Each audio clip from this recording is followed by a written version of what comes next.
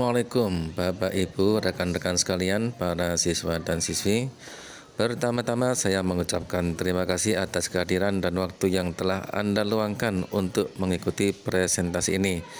Dan pada kesempatan kali ini saya akan membahas foya-foya, takabur, riya, sum'ah, dan hal-hal yang terhubung dengan hal itu.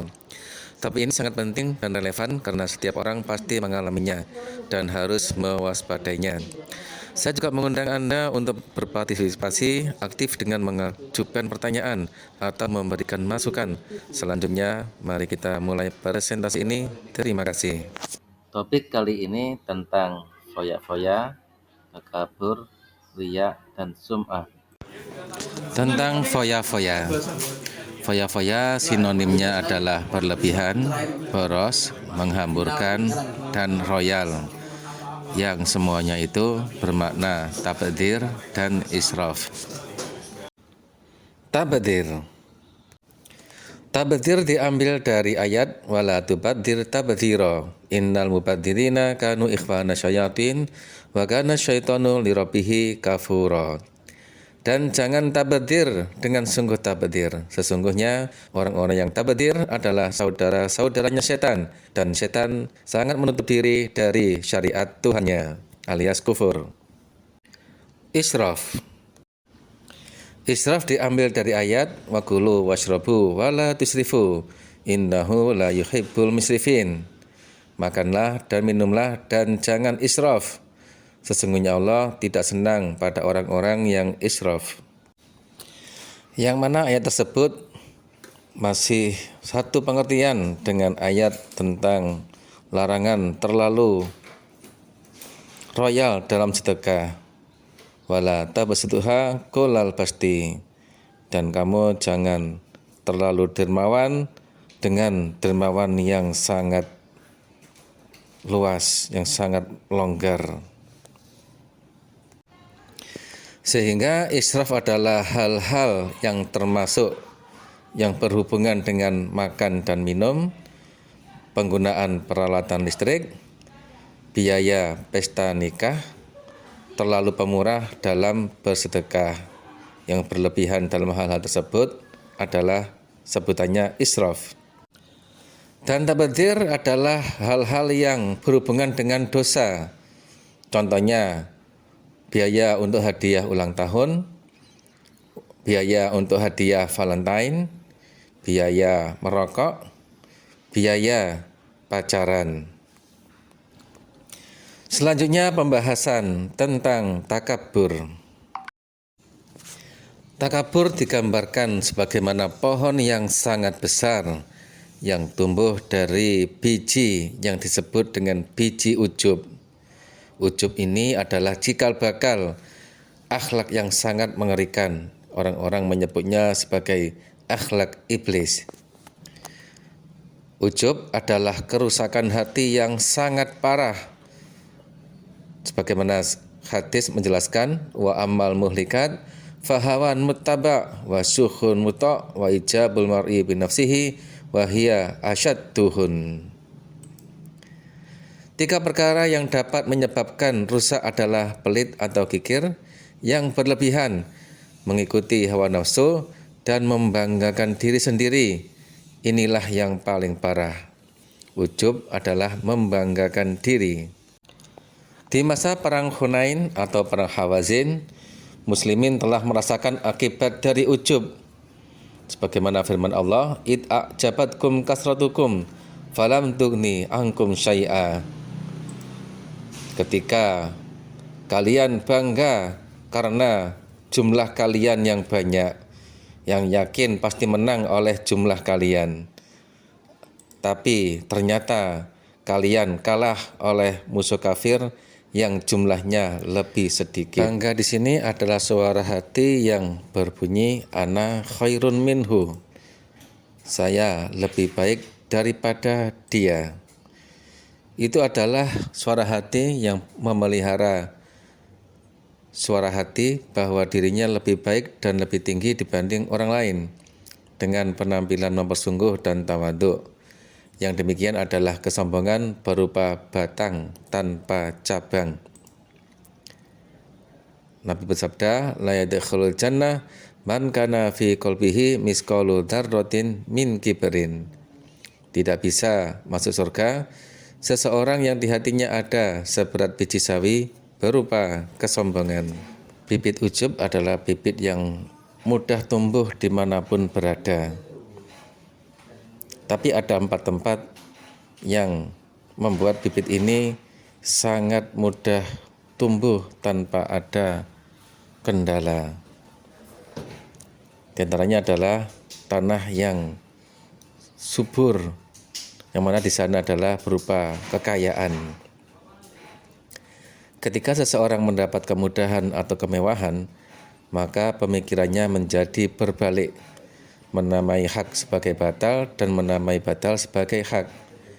Dari sana dia meremehkan orang yang tidak sekelas di dalam kehidupan, harta dan dunianya. Nabi bersabda, wa iyyaka wa isbalal izar fa innaha minal makhila wa innallaha la yuhibbu al makhila. Jauhilah olehmu melabuhkan kain, karena hal itu termasuk kesombongan, dan sesungguhnya Allah tidak menyukai kesombongan. Tanah subur berikutnya adalah ilmu.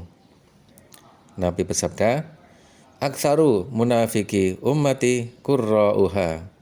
Kebanyakan para munafiknya umatku adalah para ahli bacanya mereka, yaitu mereka yang mengartikan Al-Quran secara tidak semestinya atau menghafal Al-Quran untuk takiyah diri agar tidak mendapat tuduhan jelek, ditandai dengan akidah yang menyelisih Al-Quran.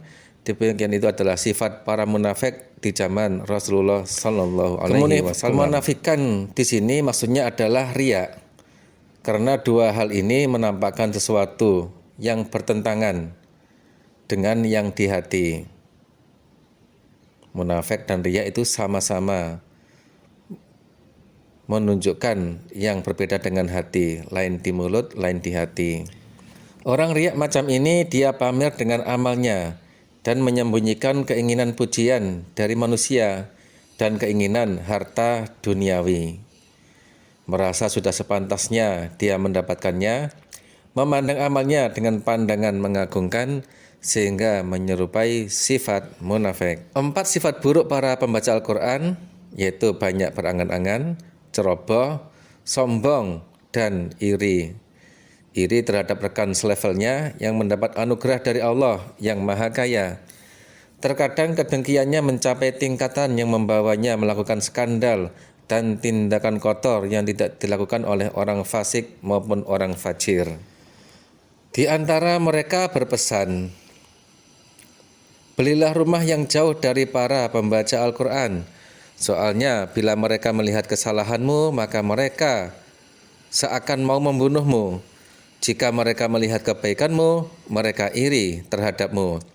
Salah satu mereka menyombongi manusia dengan menganggap rendah serta berwajah masam, seakan dia memberi anugerah terhadap manusia dengan cara menambah sholat 2 rakaat, atau seakan dia menambah selebaran berita surga dan selamat dari neraka, atau seakan yakin keberuntungan atas dirinya dan celakanya seluruh manusia. Bersamaan dengan suara hati mereka seperti itu, mereka mengenakan tampilan pakaian tawadhu. Tanah subur berikutnya adalah keluarga besar atau golongan, komunitas. Keluarga besar di sini adalah bangga terhadap nasab, keluarga besar dan perkumpulan, yaitu membual karena ada keluarganya yang telah meninggal pernah memiliki kekuasaan berdarah biru, punya keluarga yang berpangkat atau ilmu di masanya, serta merasa istimewa dengan perkumpulannya atau komunitasnya, sehingga hanya kumpul dengan komunitas yang setara. Tanah subur berikutnya adalah jabatan. Dia melihat dirinya berada di tingkatan yang lebih tinggi dari manusia lain, sehingga wajahnya menyeringai ke arah orang-orang fakir. Kadang-kadang wajib menggunakan perantara bila ada orang yang ingin menemuinya. harus protokoler. Nabi bersabda, "Man sarahu an yatamassalahu ar-rijal qiyaman falyatabawwa maq'adahu minan nar." Barang siapa suka memberi contoh berdiri ketika seseorang datang, agar dirinya juga dihormati seperti itu, maka hendaknya dia menempati tempatnya berupa neraka. Selanjutnya biji ujub akan tumbuh menjadi 2 cabang, yaitu cabang mukhtal dan fakhur. Fakhur adalah memandang orang dengan pandangan merendahkan atau menghinakan. Allah berfirman, "Wala tafrahu bima atakum wallahu la yuhibbu kulla mukhtalin fakhur." Dan kalian jangan bangga dengan apa yang Allah berikan pada kalian. Dan Allah tidak senang pada setiap orang yang mukhtal lagi fakhur.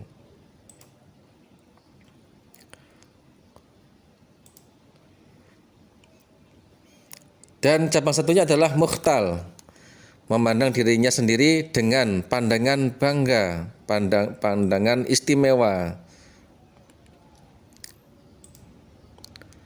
Lalu pohon ini akan semakin membesar dan menghasilkan banyak cabang-cabang, yang mana di situ adalah cabang-cabang dosa. Di antara cabang tersebut adalah cabang istingkaf, adalah berat hati dan tinggi hati atau sengaja berpaling bila dekat dengan seseorang yang tidak sekelas atau sederajat dalam penghidupan.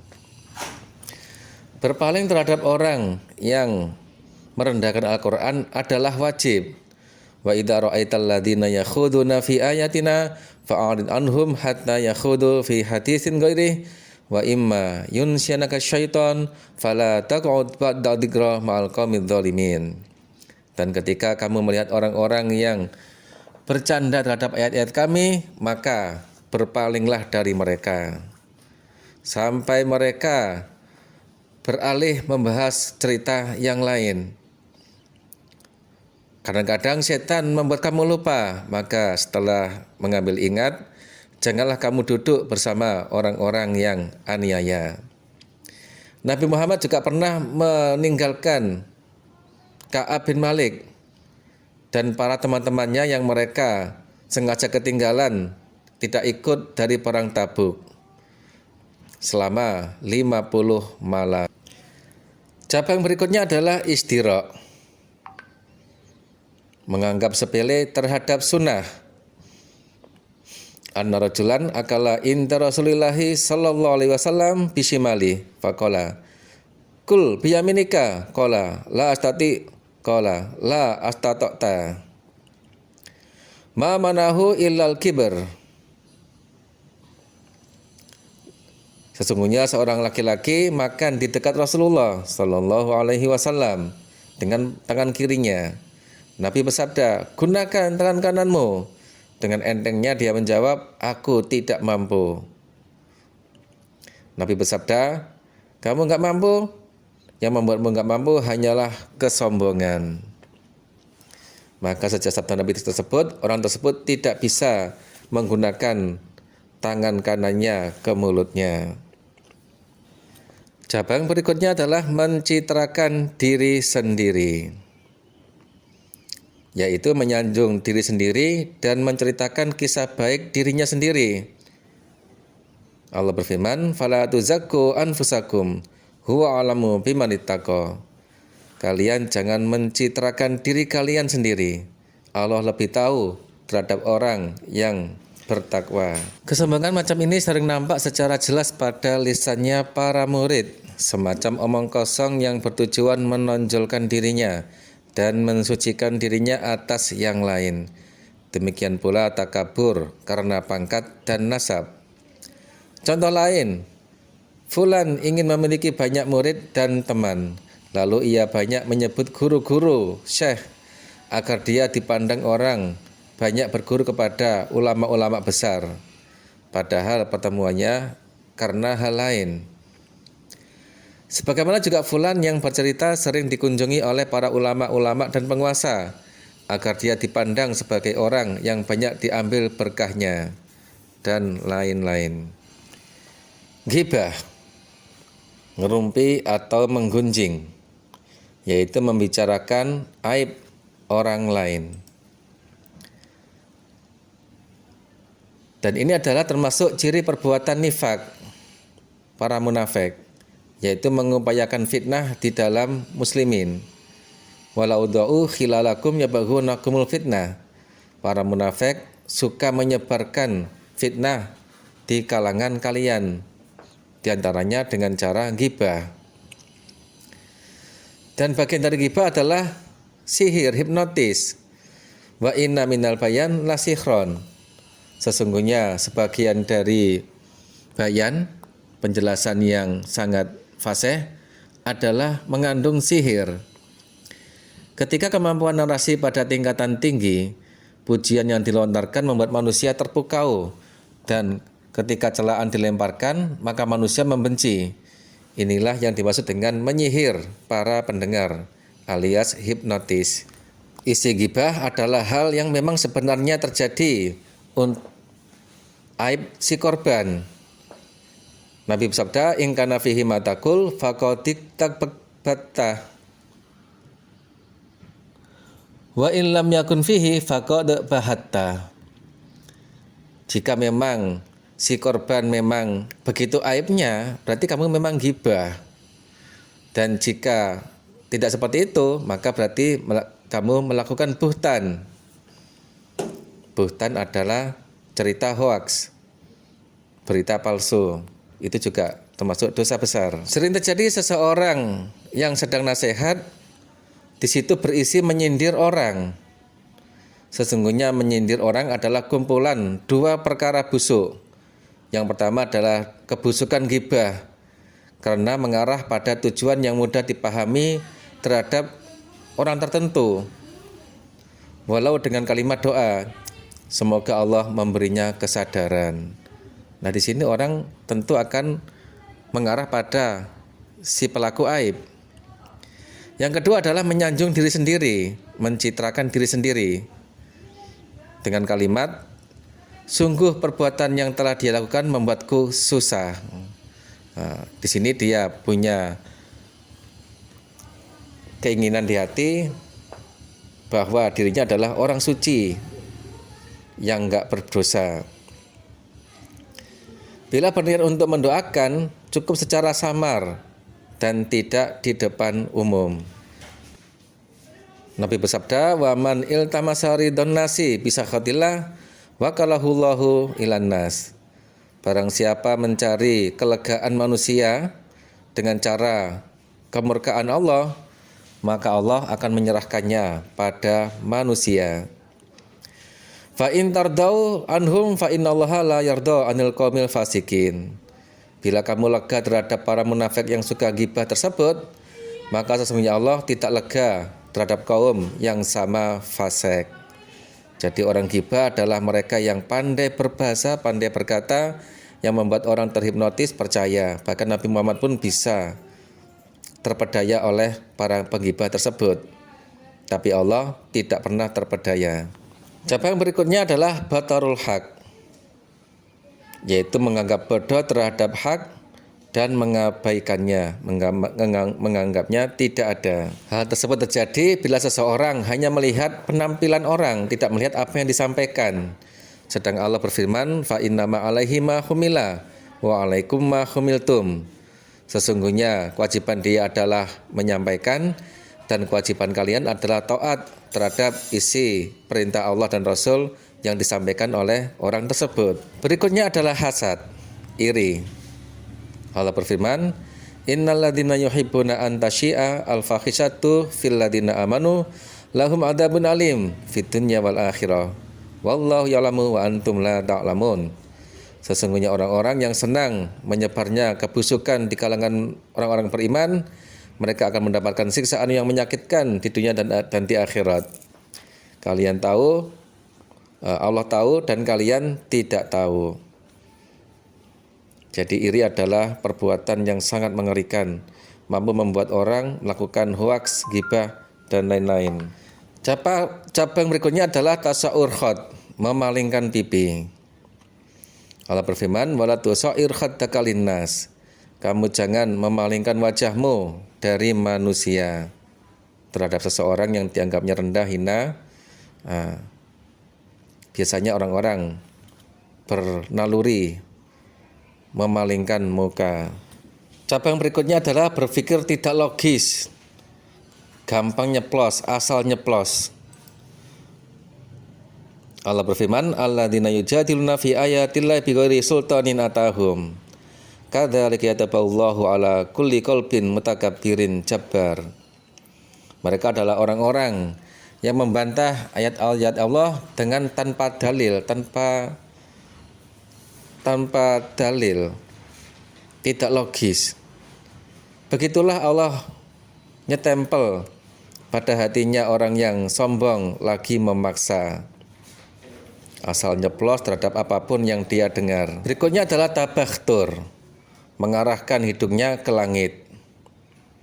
Nabi bersabda dalam hadis, bainama rajulun yatabakhtaru yamshi fi burdaihi qad ajabathu nafsu fa khasafallahu bihil ard fa huwa yatajaljalu fiha ila yaumil qiyamah. Suatu ketika ada rajul yang tabakhtur, berjalan dengan wajah diarahkan ke langit, hidungnya diarahkan ke langit. Dia berjalan dengan dua selimutnya, selimut yang mewah, dengan bangga. Lalu Allah menancapkannya dia ke dalam bumi. Sampai sekarang dia meronta-ronta di dalam bumi sampai hari kiamat. Berikutnya tamshi maroha, berjalan dengan angkuh, dengan gagah seperti militer. Allah berfirman, wala tamshi fil ardi maroha, dan kamu jangan berjalan di bumi dengan angkuh, dengan gagah, dengan berkacak pinggang. Itu adalah haram. Berikutnya adalah istihza, menjadikan bahan candaan, bahan olok-olok. Wattakhadhu ayati wa rusuli huzwa, dan mereka orang kafir menjadikan para utusanku dan ayat-ayatku sebagai bahan candaan, bahan olok-olok. Di antaranya kalimat mereka, nasyhadu innaka rasulullah. Kami bersaksi kamu adalah utusan Allah. Anu ta'imu man la yasha'ullah atau amah. Ngapain saya ngasih makan pada orang yang seandainya Allah memberinya makan, ya Allah ngasih makan. Innaka la antal halimur rasyid. Kamu memang cerdas lagi bijaksana. Itu contoh-contoh kalimat olokan orang kafir terhadap para nabinya. Cabang berikutnya adalah menolak berpedoman pada hak. Afakullama ja'akum rasulun bima la tahwa anfusukum mustakbartum fa fariqan kadzabatum wa fariqan taqtulun. Apakah ketika datang seorang utusan kepada kalian Bani Israel, dengan membawa sesuatu yang tidak mencocoki hati kalian, maka kalian jadi sombong. Terhadap sebagian utusan kalian dustai, terhadap utusan yang lain kalian membunuhnya. Kalimat hak adalah kalimat hikmah, dan itu digambarkan sebagai barang hilangnya orang iman. Dimanapun dijumpai, mestinya dia berhak untuk mendapatkannya. Tapi karena hati yang menuruti rasa nggak cocok, seharusnya dia mendapatkannya malah membuangnya.